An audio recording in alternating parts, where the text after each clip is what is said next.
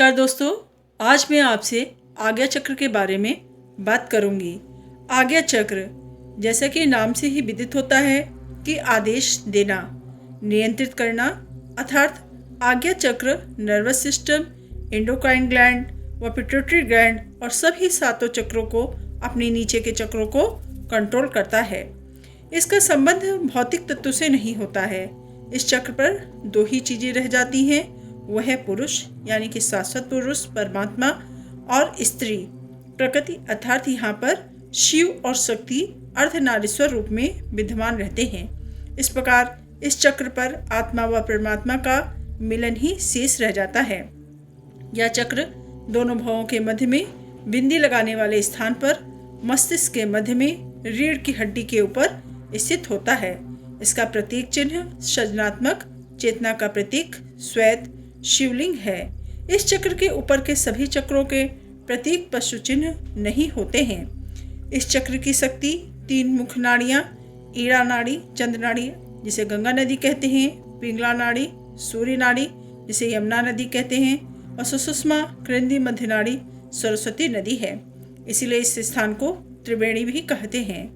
यहाँ पर इन तीनों की ऊर्जा आकर के मिलती है और यही ऊर्जा हमें परम चेतना समाधि तक ले जाती है। इसके कमल चक्र में 2 ही पंखुड़ियाँ रह जाती हैं, क्योंकि चक्र पर मानव व देवी चेतना की सीमा निर्धारित होती है। इसका बीज मंत्र ओम है और रंग इसका सफ़ेद है।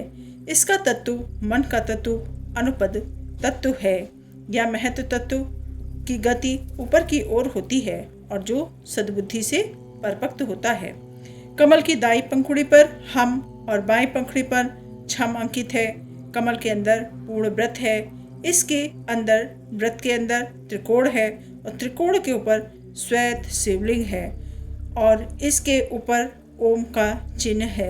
इसकी शक्ति है हाकनी, जिनके 6 मुख हैं, जो कि आज्ञा चक्र की शक्ति है।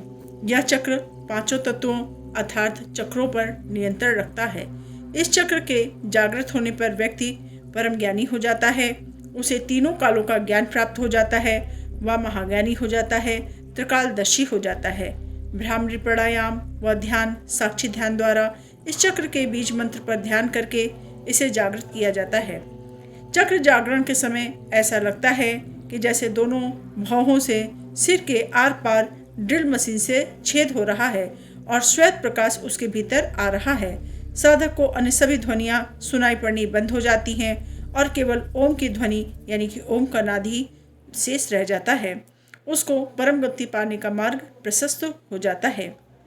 नासिकाग्र दृष्टि अगोचरी मुद्रा के अभ्यास से आज्ञा चक्र जागृत करने में बहुत मदद मिलती है। अनुलोम विलोम प्राणायाम भी लाभकारी होता है। थर्ड आइज खुलने यानी कि आज्ञा चक्र खुलने पर साधक को मन की बातें पता होने लगती हैं। इससे रिश्तों में भी असर पड़ता है। साथ ही साधक का संबंध सूक्ष्म ऊर्जा से हो जाता है, तो अच्छी और बुरी दोनों प्रकार की आत्माएं दिखाई देती हैं। बुरे आत्माओं को देख करके डर लग जाता है। अतः आज्ञा चक्र का जागरण पूरी योजना व उचित मार्गदर्शन में ही करें। इस प्रकार आज्ञा चक्र के बारे में मैंने आपको जानकारी दी।